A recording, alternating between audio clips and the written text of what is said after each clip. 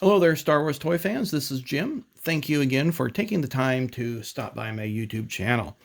I appreciate that when there's so many other things that you could be watching at this time. This is part 5, comparing the vintage Kenner line of Star Wars figures to that of the Hasbro line. What I consider more current, but really, these aren't current. When Hasbro came out with the figures that you see here on this action figure stand, 1995, the Kenner line at the oldest figures produced in 1978 were only 17 years old. These Hasbro figures are 26, if I've done my math correctly. Just crazy how time goes by. But anyway, I'll show you the figures that I do have in my collection, and obviously I don't collect every single one of them. If I did, I could do a 20-minute video just on Luke Skywalker alone. So I'd encourage you, if you want to explore this further, please go on to JediBusiness.com, type in the character that you want to look at, and then you can see all the ones that you're missing in your collection. So this is going to be a long video, if you haven't noticed already, because there's so many figures to talk about. And these are, of course, the 5 principal main characters, not including the droids, and which I did in an earlier video, as well as Darth Vader. So let's get into it. Now, starting off, these 3 were my original figures. I mean, original meaning my first figures that I got back in mid-1978. I mentioned this in an earlier video. Mom and Dad, Mom went shopping at the BX, which Dad was in the military, in the Air National Guard, and they had just seen Star Wars.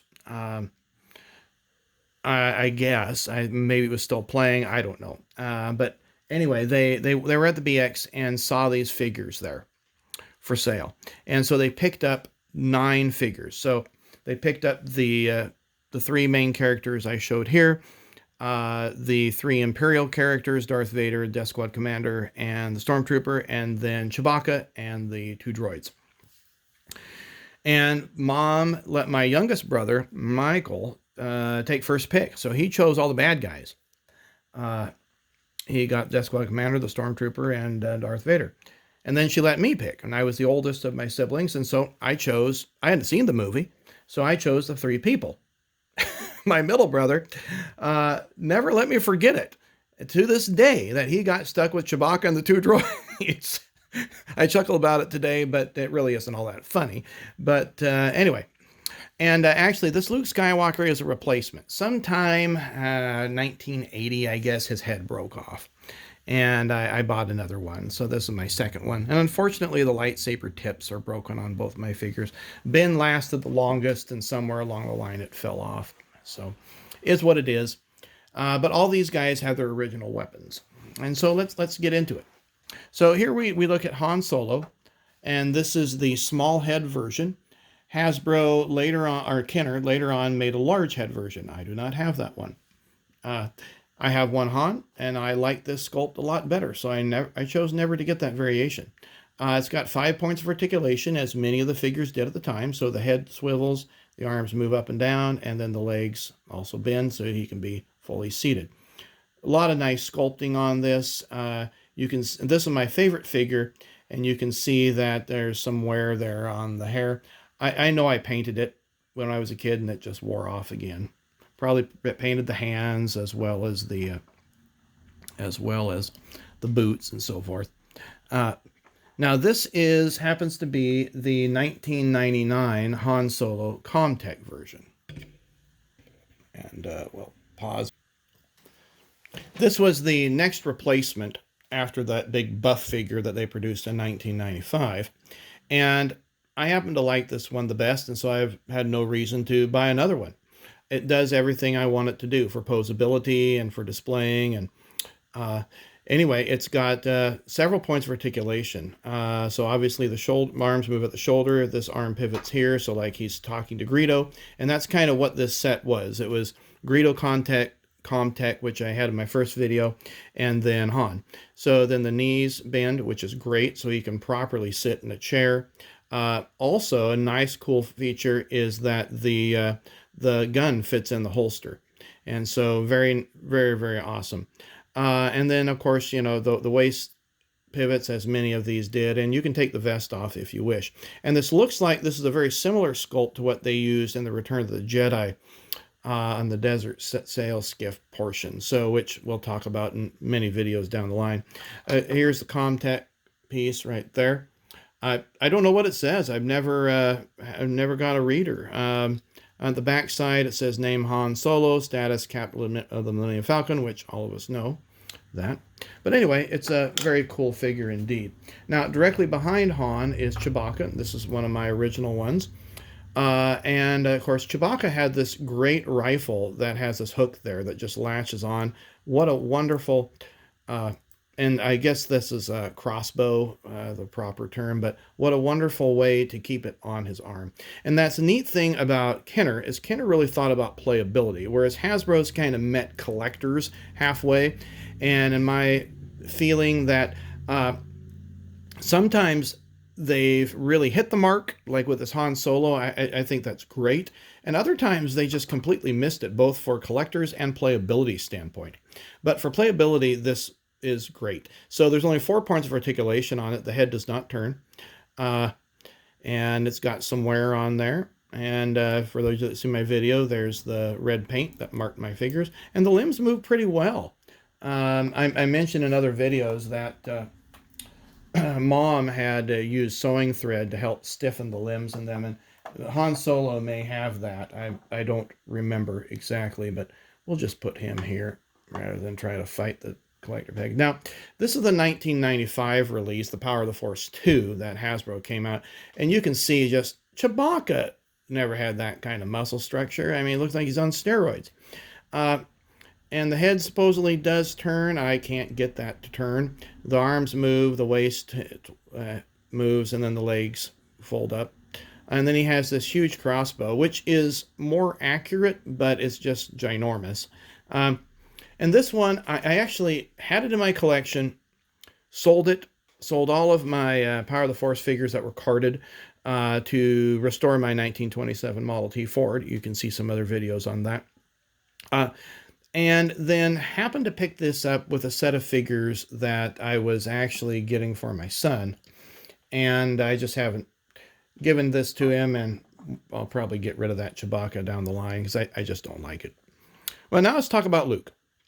So if you study Luke, there was a double telescoping lightsaber, both for Luke, Ben, and Darth Vader. I do not have any of those early versions. And of course, the very tip is missing. What's neat about these is the lightsaber moved up and down, like so, within the arm. 5 points for articulation. The head moves, feet sit, like so. And you can see it's got some, I don't know, paint on the top of the head somehow, maybe dirty hands or something. So just some mild wear, but the limbs still are pretty stiff, which is nice. Now, I did not keep the buff Luke version. So when the one with the blast shield came out, which is really more accurate to Luke's stature, that's what I got.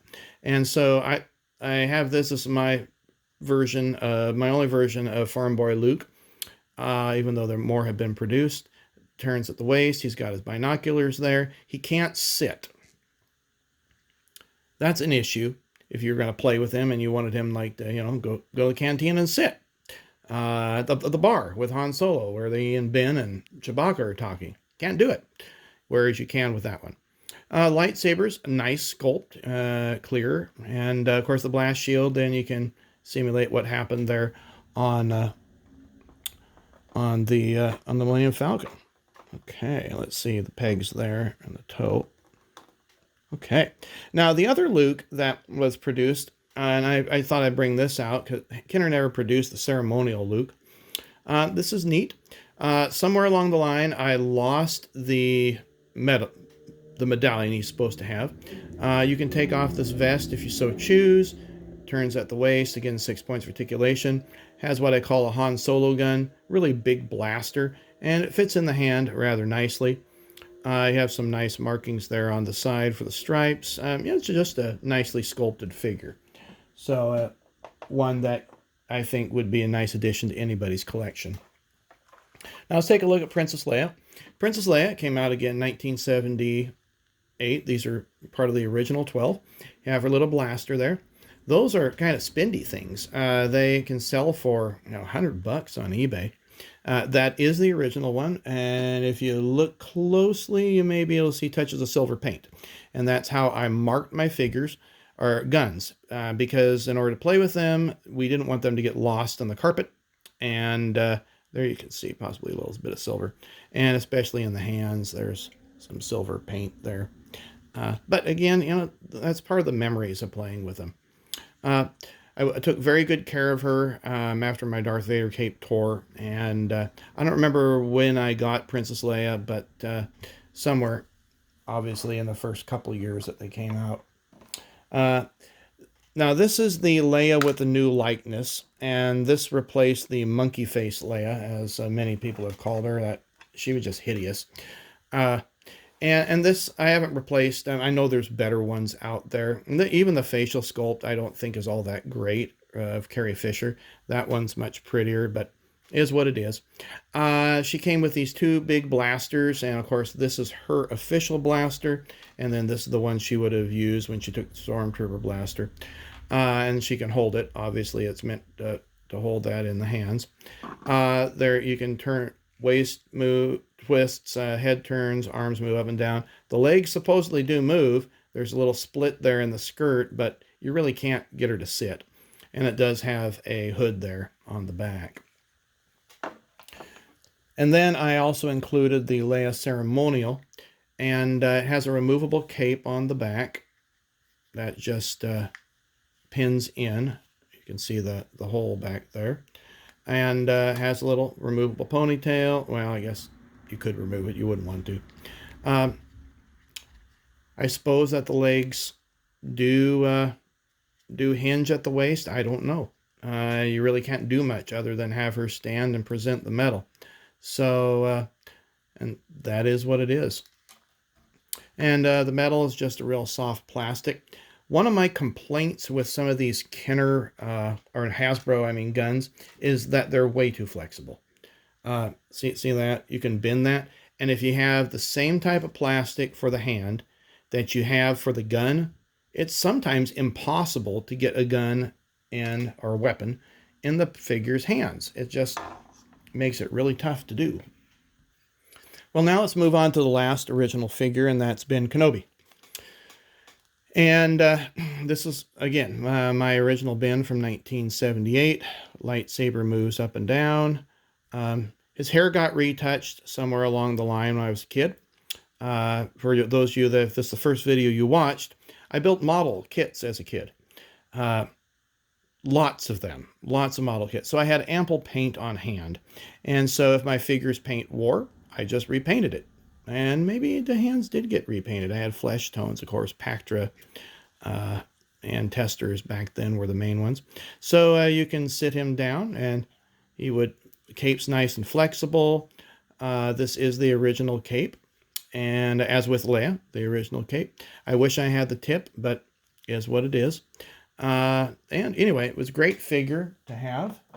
I love playing with the figure. I have two Hasbro Bin Kenobis. This one came out in 1995, and you can totally take this off if you wish, and the waist does turn, okay, in case you're wondering. It's got this huge lightsaber, and it's a nice facial sculpt. I think very representative of Alec Guinness, as was the original Kenner one. In fact, let's just kind of compare faces here. And I thought both Kenner and Hasbro did a nice job on those faces. I would not say so, again, with Princess Leia. That's only the more recent ones are more accurate. Well, and now let's get into the last one. This one came as a set of 3 for K-Mart exclusive in 2004. So this was what they would consider the Mos Eisley Cantina scenes. There were 2 of these scenes that came out. The other ones had like Whirrer and Dr. Evazan and Walrus Man. There's the Praying Mantis guy, and then I think it was Snaggletooth. I'm not really sure. offhand. But this one's Bin has not only the arms move here at the elbow, and obviously the head turns, the waist turns, but the wrists also turn. And that's a neat feature. I like that Hasbro, as they got better with their sculpting. Not sure if the legs actually can truly bend here. I'm sorry if I got off camera there. I guess they do. But you can't do much because of this, because of all the caping. That's where the Kenner line was much more flexible. But the sculpting is decent. Now, I don't remember that Ben had his hood on when he took out Walrus Man. Maybe you guys can refresh me in the comments, but I don't remember that. The lightsaber is, I believe, a little bit different. So we compare here, and yeah, it is a little bit different. You got little knobs there, and this one's got a different type of handle. So, but it did happen to come with these bar stools.